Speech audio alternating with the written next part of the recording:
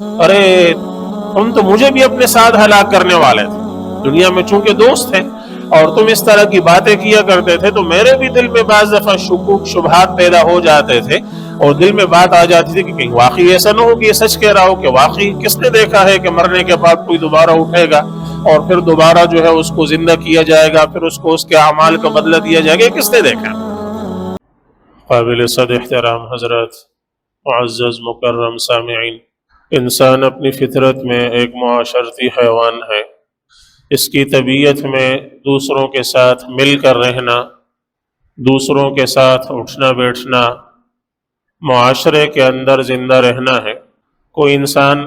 آپ کو ایسا نہیں ملے گا جو بالکل سب سے کٹ کر اکیلا تن تنہا کسی جگہ رہتا ہو۔ یہ فطرتاً انسان کی فطرت کے خلاف ہے۔ انسان کی ضروریات اور حاجات دوسروں سے جڑی ہوئی ہیں۔ ہر انسان دوسروں سے کچھ نفع اٹھاتا ہے، کچھ دوسروں کو نفع پہنچاتا ہے، کچھ دوسروں سے خیر حاصل کرتا ہے، کچھ دوسروں کو خیر پہنچاتا ہے۔ اسی طرح کچھ انسان دوسروں کو شر پہنچاتے ہیں، کچھ دوسروں سے شر ان تک پہنچ جاتا ہے۔ تو انسان اپنی فطرت میں ایک معاشرے میں رہنے والا جاندار ہے، اور اکیلا اور تن تنہا رہنا اس کے لیے بڑا اگر ناممکن نہیں تو مشکل بہت زیادہ ہے۔ اسی وجہ سے آپ نے دیکھا ہوگا کہ جہاں عدالتیں کسی کو سخت سزا سناتی ہیں تو وہاں کہتی ہیں اس کو قید تنہائی میں رکھا جائے، اس کو قید تنہائی میں رکھا جائے کہ یہ بالکل تن تنہا بالکل اکیلا رہے گا۔ یہ گویا سزا میں سخت اور بڑی سزا سمجھی جاتی ہے کہ اس کا کسی انسان سے کوئی رابطہ نہ ہو، کسی سے کوئی تعلق نہ ہو، کسی سے بات چیت نہ ہو، کسی کے ساتھ اٹھنا بیٹھنا نہ ہو، بالکل اکیلا و تنہا۔ تو یہ بڑی ہی شدید سزا ہوتی، یہ انسان فطرتاً برداشت نہیں کر سکتا۔ اب جب انسان دوسروں کے ساتھ وہ رہتا ہے، دوسروں کے ساتھ اٹھتا بیٹھتا ہے، دوسروں کے ساتھ معاملات کرتا ہے، تو فطرتاً ان میں تعامل ہوتا ہے، ریئیکشن ہوتا ہے۔ تو اچھے امور کے اندر اچھے لوگوں کے ساتھ اچھا تعامل ہوگا، برے لوگوں کے ساتھ برا تعامل ہوگا۔ اسی لیے رسول اللہ صلی اللہ علیہ وسلم نے اس بات کی تاکید فرمائی ہے کہ انسان اس بات کا اہتمام کرے کہ اچھے لوگوں کے ساتھ وہ اٹھے بیٹھے، اس کا معاملہ اچھے لوگوں کے ساتھ ہو، برے لوگوں سے جہاں تک ہو سکے اپنے دامن کو بچا کر رکھے۔ تو کسی کے اچھی چھوں کے ساتھ اٹھنا بیٹھنا رہنا، اس کو صحبت یا مصاحبت کہتے ہیں، اچھی صحبت یا اچھی مصاحبت۔ تو یہ اچھا ہو تو انسان کو بہت بلندی تک پہنچا دیتا ہے، یہ بری ہو تو انسان کو اسفل السافلین تک پہنچا دیتا ہے۔ صحبت اچھی ہو تو لوگ صحابیت کے مقام تک پہنچ جاتے ہیں۔ آخر صحابی کو صحابی کیوں کہتے ہیں؟ اس لیے کہ ان کو رسول اللہ صلی اللہ علیہ وسلم کی صحبت حاصل ہوئی۔ وہ صحبتوں میں سب سے بہترین صحبت، سب سے اعلیٰ ترین صحبت، سب سے اونچی صحبت، لہٰذا ان کا مقام اور مرتبہ بھی سب سے اونچا، سب سے اعلیٰ، سب سے بہترین۔ انبیاء کے بعد وہ سب سے اونچے لوگ ہیں۔ کیوں سب سے اونچے لوگ ہیں؟ اس لیے کہ جو صحبت انہوں نے اٹھائی، جو صحبت ان کو ملی، وہ سب سے اونچی صحبت تھی۔ وہ جناب نبی کریم صلی اللہ علیہ وسلم کی صحبت تھی۔ اس نے ان کو اس مقام کی بلندی تک، وہاں تک پہنچا دیا کہ وہاں فرشتوں کو ان پر رشک آتا ہے۔ پھر ان کی صحبت جن لوگوں کو ملی ان کو تابعین کہتے ہیں۔ وہ ان کے بعد سب سے اونچے لوگ ہیں۔ کیوں؟ کیونکہ ان اونچے لوگوں کی صحبت ان کو حاصل ہوئی، ان بڑے لوگوں کی صحبت ان کو حاصل ہوئی، اور اس نے ان کو تقوی میں، عمل میں، علم میں، خوبی میں، نیکی میں، بھلائی میں اس مقام تک پہنچا دیا کہ بعد والے اس مقام تک نہیں پہنچ سکتے۔ وہ جتنی کوشش کر لیں وہ اس مقام تک نہیں پہنچ سکتے۔ تو یہ صحبت کا وہ اثر ہے کہ جس نے اپنی تاثیر دکھائی، اور یہ اپنی تاثیر دکھا کر رہتی ہے۔ اور اس کو رسول اللہ صلی اللہ علیہ وسلم نے ایک بڑی خوبصورت مثال سے بیان فرمایا ہے۔ یہ صحیح مسلم کی حدیث سے آپ صلی اللہ علیہ وسلم فرماتے ہیں کہ مثل الجلیس الصالح والجلیس السوء کحامل المسک ونافخ الکیر، کہ اچھی صحبت کی مثال، اچھے لوگوں کے ساتھ اٹھنے بیٹھنے کی مثال آپ نے فرمایا وہ ایسی ہے جیسا کہ آپ کسی مشک بیچنے والے کے ساتھ بیٹھتے ہیں۔ کوئی آدمی مشک بیچ رہا ہے اور آپ اس کے ساتھ بیٹھتے ہیں۔ بری صحبت کی مثال ایسی ہے جیسے بھٹی جھونکنے والا، لوہار جیسا ہوتا ہے، اور وہ لوہا پگھلا رہا ہے، تو لوہا پگھلانے کے لیے اس کو بہت زیادہ آگ जलाने की जरूरत पड़ती है और भट्टी झोंकने की जरूरत पड़ती है। तो अब आपने फरमाया कि जब तुम मुश्क बेचने वाले के साथ बैठोगे, फहामिलुल मिस्क इम्मा अन युहज़ियक, या तो उसके साथ तुम बैठोगे तो उसके साथ बैठने, उसके साथ ताल्लुक की वजह से वो तुम्हें मुश्क दे देगा, तो ये भी एक नफे की चीज है कि उसने तुम्हें एक खुशबू, एक खैर, एक भलाई तुम्हें दे दी। या वो नहीं देगा, वह इम्मा तबता मिन्हु, तुम खरीद लोगे, तुम उठोगे बैठोगे, तुम्हें खुशबू पसंद आएगी तो तुम वो मुश्क खरीद लोगे,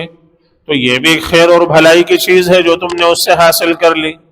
और अगर ये दोनों ही ना हो कि न तो उसने अपनी तरफ से तुम्हें मुश्क दिया न तुमने उससे खरीदा, तब भी उसके साथ बैठने की वजह से वह इम्मा अन तजिद मिन्हु रिहन तय्यबा, अच्छी खुशबू तो तुम्हें आती रहेगी। जो मुश्क की खुशबू है वो तो ज़ाहिर कैद नहीं की जा सकती, वो तो आती रहेगी, वो भलाई तुम्हें हासिल होती रहेगी। वह अम्मा नाफिखुल कीर, जहां तक वो भट्टी झोंकने वाला है, जब तुम उसके साथ बैठोगे तो इम्मा अन युहरिक सियाबक, या तो ऐसा होगा कि वहां से चिंगारियां उठेंगी, वो तुम्हारे कपड़े पर पड़ेंगी, तुम्हारे कपड़े जला देंगी। वह इम्मा अन तजिद मिन्हु रिहन खबीसा, और अगर वो न हो तो वो बदबू तो आती रहेगी, जाहिर है, तो उसमें वो कचरा जला रहा है, गंदगी जला रहा है, तो बदबू तो आ रही है।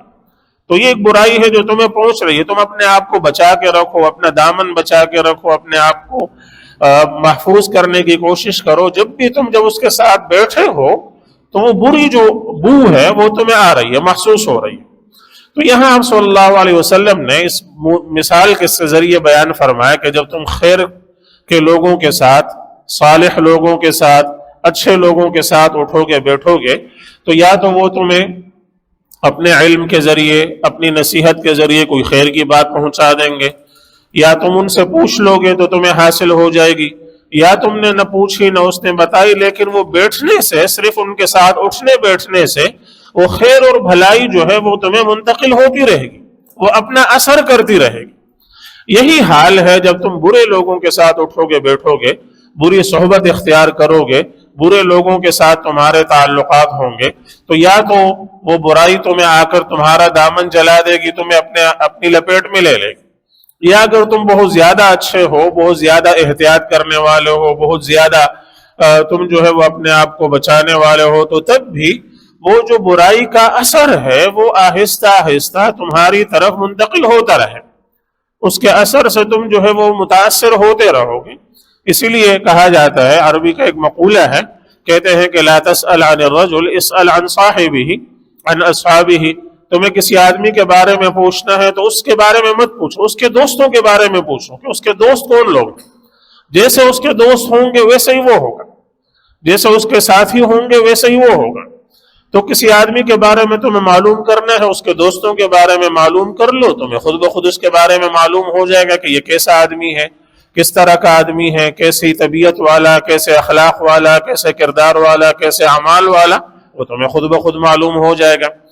तो सोहबत अपना असर करके रहती है, इसलिए हर इंसान को इस बारे में फिक्रमंद रहना चाहिए और इसको मामूली और हल्का नहीं लेना चाहिए, बल्कि इसको और खास तौर पर इस जदीद दौर में जहाँ नौजवान उमूमन जो है वो आवारा फिर रहे हैं, जहाँ इधर उधर जो है वो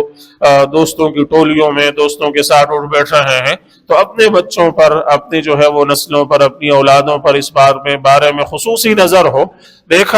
उन पर नजर हो कि ये किन लोगों के साथ उठ बैठ रहे हैं, इनके ताल्लुकात किन लोगों के साथ हैं, इनके दोस्त किस तरह के लोग हैं, किस तरह के लोगों के साथ इसका उठना बैठना है, ये लाजमी है। और इसके बारे में जैसे इंसान कुरान करीम ने फरमाया, अय्युहल्लज़ीना आमनू क़ू अनफुसकुम व अहलीकुम नारा, ऐ ईमान वालों अपने आप को भी आग से बचाओ, अपने घर वालों को भी बचाओ। तो ये हमारी जिम्मेदारी में है, और जैसे एक इंसान की जिम्मेदारी में अपने बच्चे को खिलाना है, पिलाना है, उसके नफके का, उसके खाने पीने का इंतजाम करना है, इसी तरह उसके इस बात का इंतजाम करना है कि वो बुरे लोगों की सोहबत में पढ़कर कहीं बुरी तरफ न चला जाए, किसी बुरे रास्ते पर जो है वो न पड़ जाए। ये जो आपको मिलते हैं रोजाना कहीं ना कहीं खबरों में, फलां जगह जो है वो 2 नौजवान डकैती में मारे गए, फलां जगह जो है वो नौजवान चोरी करते हुए पकड़े गए, ये नशे में पड़े हुए हैं, ये फितरतन माँ के पेट से ये चोर पैदा नहीं हुए हैं, ये माँ के पेट से डाकू पैदा नहीं हुए हैं, یہ ماں کے پیٹ سے کوئی نشئی پیدا نہیں ہوئے ہیں، یہ کہاں سے بنے؟ یہ اسی صحبت سے بنے۔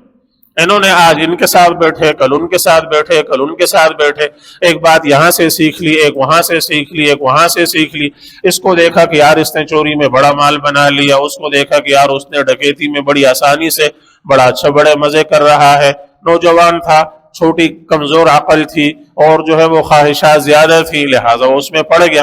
اور بعد میں ماں باپ کو بہت بعد میں جا کر پتہ چلتا ہے، جب خدا نہ خواستہ کہیں مارا گیا، کہیں زخمی ہو گیا، کہیں کسی مصیبت میں پھنس گیا، اب ماں باپ کو پتہ چلتا ہے او ہو ہمیں تو پتہ ہی نہیں تھا کہ یہ کام یہ کر رہا تھا۔ آپ کو پتہ نہیں تھا تو آپ کیا کر رہے تھے؟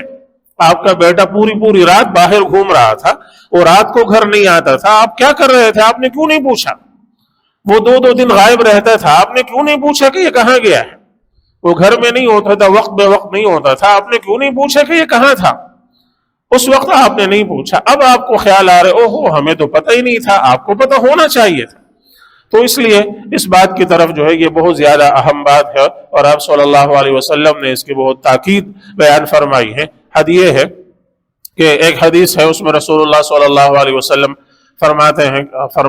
نہیں بلکہ یوں ہے کہ آپ نماز پڑھا رہے تھے، آپ صلی اللہ علیہ وسلم نماز کے لیے آگے ہوئے، نماز پڑھتے ہوئے قرات میں آپ صلی اللہ علیہ وسلم سے تھوڑی بھول ہو گئی، آپ سے غلطی ہو گئی، قرات آپ بھول گئے۔ بھولنے کے بعد خیر نماز تو آپ نے مکمل فرما لی، نماز مکمل فرمانے کے بعد آپ متوجہ ہوئے مقتدیوں کی طرف، اور آپ نے فرمایا تم میں سے کچھ لوگ صحیح وضو کر کے نہیں آتے، اس کی وجہ سے میں قرات بھول جاتا ہوں۔ تم میں سے کچھ لوگ وضو صحیح کر کے نہیں آتے، لہٰذا چونکہ ان کی نماز صحیح نہیں ہوتی تو اس کی وجہ سے میں قرات جو امام ہے وہ بھول جاتا ہے، اس کو بھول چوک ہو جاتی ہے، نماز میں بھول جاتا ہے۔ تو مشہور محدث ملا علی قاری رحمۃ اللہ علیہ اس حدیث کی شرح میں فرماتے یہ نقطہ ارشاد فرماتے ہیں کہ جس آدمی نے گویا وضو صحیح نہیں کیا اس کی نماز صحیح نہیں تھی، جب اس کی نماز صحیح نہیں تھی تو اس کی صحبت کی وجہ سے رسول اللہ صلی اللہ علیہ وسلم کی طبیعت متاثر ہو گئی اور آپ قرات بھول گئے۔ اللہ کے رسول صلی اللہ علیہ وسلم کی طبیعت اس سے متاثر ہو گئی اور آپ قرات بھول گئی، اس وجہ سے کہ پیچھے صحبت میں ایک اچھا ایسا آدمی تھا جس کی نماز صحیح نہیں تھی۔ تو یہ بہت اہم نقطہ ہے، اور اس سے بھی بڑھ کر ایک صحبت کا ایک واقعہ خود قرآن کریم نے نقل کیا ہے، یہ سورہ صافات میں ہے، آیت 50 سے لے کر آگے چند آیتیں ہیں، 5-6-7 آیتوں میں قرآن کریم نے ایک چھوٹا سا قصہ نقل کیا ہے کہ جب قیامت کے دن تمام لوگوں کے درمیان اللہ تعالیٰ فیصلہ فرما دیں گے اور لوگ اپنے اپنے مقام تک پہنچ جائیں گے، اہل جنت جنت میں چلے گئے، اہل جہنم جہنم میں چلے گئے، لوگوں کے درمیان معاملہ طے ہو گیا۔ اب جو ہے وہ اہل جنت آپس میں بیٹھ کر گپ شپ لگائیں گے، جیسے دنیا میں آپ بیٹھتے ہیں، آپ گپ شپ لگاتے ہیں، بہت ساری ماضی کی یادیں آپ جو ہے وہ یاد کرتے ہیں، تازہ کرتے ہیں، فلاں دن یہ ہوا تھا، وہ فلاں جگہ ہم گئے تھے، اور فلاں جگہ ہم نے یہ کیا تھا۔ تو آپس میں اسی طرح کی بات چیت اہل جنت بھی جنت میں کریں گے، وہاں بھی دوست احباب اس طرح وہ دنیا میں ہم یہاں ہوا کرتے تھے، وہاں ہوا کرتے تھے، یہ کرتے تھے، وہ کرتے تھے، یہ کیا وہ کیا۔ تو فَأَقْبَلَ بَعْضُهُمْ عَلَى بَعْضٍ يَتَسَاءَلُونَ، آپس میں ایک دوسرے کے ساتھ جب وہ بات چیت کرنے لگیں گے ایک دوسرے سے اور پوچھ تاچھ کرنے لگیں گے، تو قَالَ قَائِلٌ مِّنْهُمْ إِنِّي كَانَ لِي قَرِينٌ يَقُولُ أَإِنَّكَ لَمِنَ الْمُصَدِّقِينَ أَإِذَا مِتْنَا وَكُنَّا تُرَابًا وَعِظَامًا أَإِنَّا لَمَدِينُونَ۔ ان میں سے ایک شخص دوسرے سے کہے گا کہ یار دنیا میں میرا ایک دوست ہوتا تھا اور وہ دوست مجھ سے کہتا تھا کہ کیا واقعی تمہیں اس بات پر یقین ہے کہ جب ہم مر جائیں گے، مر کھپ جائیں گے، مٹی میں مل کر ختم ہو جائیں گے تو دوبارہ اٹھائے جائیں گے، پھر جو ہے وہ ہمیں ہمارے اعمال کا بدلہ ملے گا؟ تمہیں واقعی ان باتوں کو یقین ہے؟ واقعی تم ان باتوں کو سچا سمجھتے ہو؟ وہ یہ کہ وہ مجھے بتاتا تھا کہ یہ تو ایسے ڈھکوسلے ہیں، ایسے خالی خولی باتیں ہیں، فضول فارغ باتیں ہیں، تو پتہ نہیں اب اس کا کیا ہوگا۔ اب تو جنت میں پہنچ گئے، اب تو پتہ چلا کہ وہ سب کچھ سچ تھا، وہ سب کچھ بالکل حقیقت تھا، تو لہٰذا اب اس کے ذہن میں خیال آئے گا کہ وہ جو میرا دوست تھا اور جو مجھے کہا کرتا تھا کہ تمہیں یہ باتیں سچی لگتی ہیں، پتہ نہیں کس حال میں ہوگا، پتہ نہیں اس وقت کہاں ہوگا۔ قال هل انتم مطلعون، اب اللہ تعالیٰ کی طرف سے اس کو کہنے والا کوئی فرشتہ اس کو کہے گا دیکھنا چاہتے ہو؟ اور تمہیں دیکھنا ہے کہ وہ کہاں ہے؟ فَطَّلَعَ فَرَآهُ فِي سَوَاءِ الْجَحِيمِ، اب اللہ تعالیٰ پردے ہٹا کر اس کو دکھا دیں گے، دیکھیں گے کہ وہ جہنم کے بیچ میں جل رہا ہے،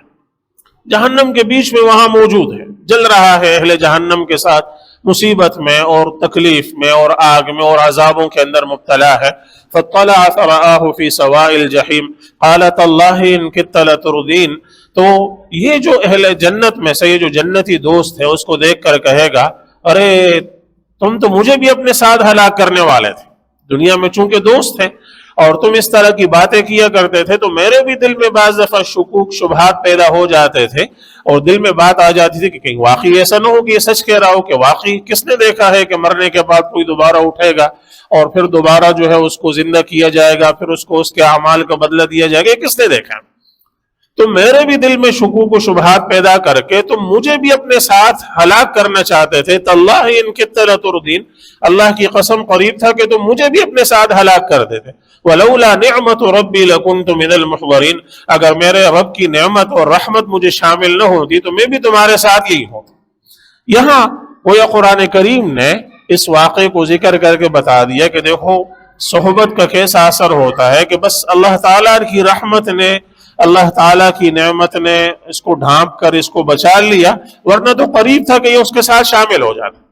करीब था कि ये वहां जाकर हलाकत में जो है वो जाकर पड़ जाता। तो इसलिए फारसी का एक छोटा सा शेर है, कहते हैं सुहबत सालिह तुरा सालिह कुनद, सुहबत सालिह तुरा सालिह कुनद, कि अच्छे लोगों की सोहबत तुम्हें अच्छा बनाती है, बुरे लोगों की सोहबत तुम्हें बुरा बनाती है। तो इसलिए इस बात का लिहाज करना, ख्याल करना बहुत ही अहम है कि मेरा ताल्लुक किन लोगों के साथ है, मेरी सोहबत किन लोगों के साथ है, मेरा उठना बैठना किन लोगों के साथ है, किन लोगों के साथ मेरे जो है वो वास्ते हैं, मेरे ताल्लुकात हैं, मेरी दोस्तियां हैं, मेरा जो है मेरी चलत फिरत है और मेरी मुआशरत है। और यही बात अपनी औलादों के बारे में देखना लाजिम है कि हमारी ये औलादें, हमारे ये नौजवान, हमारे ये बच्चे, ये कहाँ जाते हैं, ये कहाँ से आते हैं, ये रात कहाँ गुजारते हैं, ये दिन कहाँ गुजारते हैं, ये कहाँ जा रहे हैं, ये कहाँ से आ रहे हैं, वरना तो फिर बाद में आप पछताते रहेंगे और फिर पछतावे से कुछ हासिल नहीं होगा। उससे पहले पहले उसको हासिल थाम लेना और इदराक करना बहुत ज़्यादा ज़रूरी है। अल्लाह अज़्ज़ा वजल हम सबको आप सल्लल्लाहु अलैहि वसल्लम की इन तालीमात पर अमल करने की तौफीक अता फरमाए। व आखिरु दावाना अनिल हम्दुलिल्लाहि रब्बिल आलमीन।